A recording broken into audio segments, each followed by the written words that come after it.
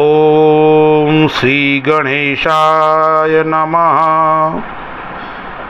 नारायणं पद्मभवं वसिष्ठं शक्तिं च तत्पुत्रपराशरं च व्यासं शुकं गौडपदं महान्तं गोविन्दयोगीन्द्रमथस्य शिष्यं श्रीशङ्कराचार्यमथस्य पद्मपादं च हस्तामलकं च शिष्यं तन्तोटकं वार्तिककारमन्यान् अस्मद्गुरून् सन्ततमानतोऽस्मि।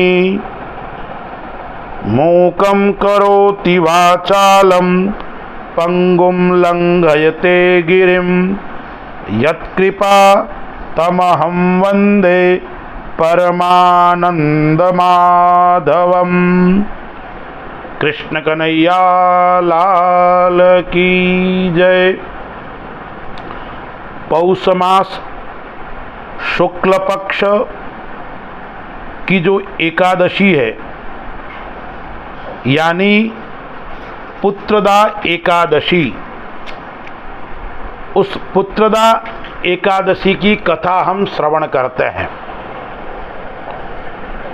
कथा करने वाले सभी महानुभावों प्रातःकाल सूर्योदय से पूर्व उठकर भगवान नारायण का पूजन करने के पश्चात कथा श्रवण करनी चाहिए। आइए हम कथा को श्रवण करते हैं। धर्मराज युधिष्ठिर भगवान कृष्ण से कहते हैं, भगवान श्री कृष्ण आप हमें पौष मास शुक्ल पक्ष की एकादशी का महत्व बतलाइए। उसका क्या नाम है, कौन सी विधि है तथा इसमें किस देव का पूजन करना चाहिए। धर्मराज युधिष्ठिर के प्रश्न का उत्तर देते हुए भगवान श्री कृष्ण कहते हैं, राजन, पौष के शुक्ल पक्ष की जो एकादशी है उसे मैं बतलाता हूँ, आप ध्यान पूर्वक सुनो। महाराज, संसार के हित की इच्छा से मैं इसका वर्णन करता हूँ। राजन, पूर्वोक्त विधि से ही यत्न पूर्वक इसका व्रत करना चाहिए। इसका नाम पुत्रदा है। यह सब पापों को हरने वाली उत्तम तिथि एकादशी है। समस्त कामनाओं तथा सिद्धियों को दाता भगवान नारायण इस तिथि के अधिष्ठाता देव है। चराचर प्राणियों सहित समस्त त्रिलोकी में इससे बढ़कर दूसरी कोई तिथि नहीं है, दूसरा कोई व्रत नहीं है। पूर्व काल की बात है, भद्रावतीपुरी में राजा सुकेतुमान राज्य करते थे। उनकी रानी का नाम चंपा था। राजा को बहुत समय तक कोई वंशधर पुत्र प्राप्त नहीं हुआ, इसलिए दोनों पति पत्नी सदा चिंताग्रस्त रहते थे और शोक में डूबे रहते थे। राजा के पितर उनके दिए हुए जल को शोकोच्छ्वास से गर्म करके पीते थे। राजा के बाद और कोई ऐसा नहीं दिखाई देता जो हम लोगों को तर्पण करेगा, हमें अंजलि प्रदान करेगा, यह सोच कर पितर भी दुखी थे। एक दिन राजा घोड़े पर सवार हो गहन वन में चले गए। पुरोहित आदि किसी को भी इस बात का पता न था। मृग और पक्षियों से सेवित उस सघन वन में जंगल में राजा भ्रमण करने लगे।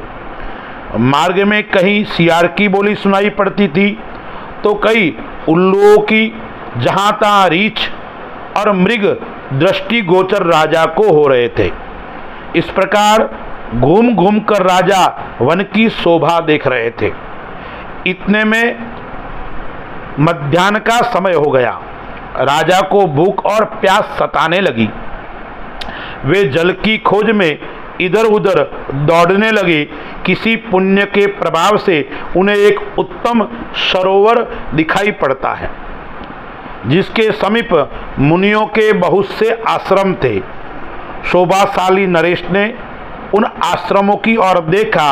उस समय शुभ की सूचना देने वाले शकुन होने लगे। राजा का दाहिना नेत्र और दाहिना हाथ फड़कने लगा, जो उत्तम फल की सूचना दे रहा है। सरोवर के तट पर बहुत से मुनि वेद घोष वेद पाठ कर रहे थे। उन्हें देखकर राजा को बड़ा हर्ष हुआ। वे घोड़े से उतरकर मुनियों के सामने खड़े हो गए और पृथक पृथक उन सब की वंदना करने लगे। वे मुनि उत्तम व्रत का पालन करने वाले थे। जब राजा ने हाथ जोड़कर बारंबार दंडवत किया, तब मुनि बोले, राजन, हम लोग तुम पर प्रसन्न है। तुम्हारी वंदना को देखकर हमें अति प्रसन्नता हुई है। राजा बोले, आप लोगों को मैं जानता नहीं हूँ। आप लोग कौन हैं? आपके नाम क्या है? तो आप लोग किस लिए यहाँ एकत्रित हुए हैं? यह सब सच सच मुझे अवश्य बताइए। मुनि बोले, हे राजन, हम लोग विश्वदेव है, यहाँ स्नान के लिए आए हैं। माघ निकट आया है। आज से 5वें दिन माघ का स्नान आरंभ हो जाएगा। आज ही पुत्रदा नाम की एकादशी है, जो व्रत करने वाले मनुष्य को पुत्र की प्राप्ति करवाता है, उसके वंश की वृद्धि होती है। राजा ने कहा, हे विश्वदेवगण, यदि आप लोग प्रसन्न है तो मुझे भी पुत्र दीजिए, ऐसा आशीर्वाद प्रदान कीजिए। मुनि बोले, हे राजन, आज के ही दिन पुत्रदा नाम की एकादशी है। इसका व्रत बहुत विख्यात है। तुम आज इस उत्तम व्रत का पालन करो। महाराज भगवान केशव के प्रसाद से, नारायण के आशीर्वाद से तुम्हें अवश्य पुत्र प्राप्त होगा। भगवान श्री कृष्ण कहते हैं, युधिष्ठिर, इस प्रकार उन मुनियों के कहने से राजा ने उत्तम व्रत का पालन किया। महर्षियों के उपदेश के अनुसार विधि पूर्वक पुत्रदा एकादशी का अनुष्ठान किया।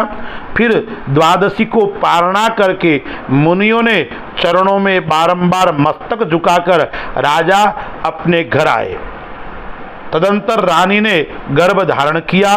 प्रसव काल आने पर पुण्यकर्मा राजा को तेजस्वी विद्वान पुत्र प्राप्त हुआ, जिसने अपने गुण से पिता को संतुष्ट कर दिया। वह प्रजाओं का पालक हुआ। इसलिए राजन, पुत्रदा का उत्तम व्रत अवश्य करना चाहिए। जिस व्यक्ति को पुत्र नहीं है, जिन्हें वंश की वृद्धि नहीं है, उन्हें यह पुत्रदा एकादशी करनी चाहिए और नारायण का पूजन करना चाहिए। संभव हो तो यह श्लोक है, उसका पाठ भी करना चाहिए। देवकी सुत गोविंद वासुदेव जगतपते, देहि मे तनयं कृष्ण त्वामहं शरणं गत। जो व्यक्ति पुत्र एकादशी का व्रत करता है, उसके नारायण के प्रभाव आशीर्वाद से पुत्र की प्राप्ति होती है। मैंने लोगों के हित के लिए तुम्हारे सामने इसका वर्णन किया है। जो मनुष्य एकाग्रचित्त होकर पुत्रदा का व्रत करते हैं, वे इस लोक में पुत्र पाकर मृत्यु के पश्चात स्वर्गगामी भी होते हैं।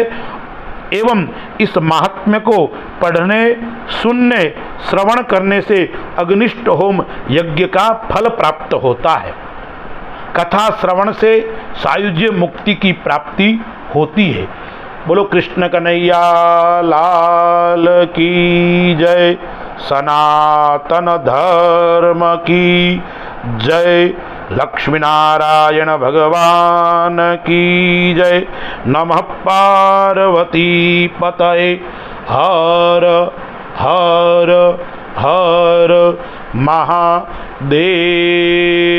हर। व्रत के पश्चात भगवान नारायण की आरती करें, सभी को प्रसाद वितरण करें एवं संभव हो तो भगवान नारायण का जप करें और रात्रि जागरण भी अवश्य करें। अस्तु। जय श्री राम। सभी को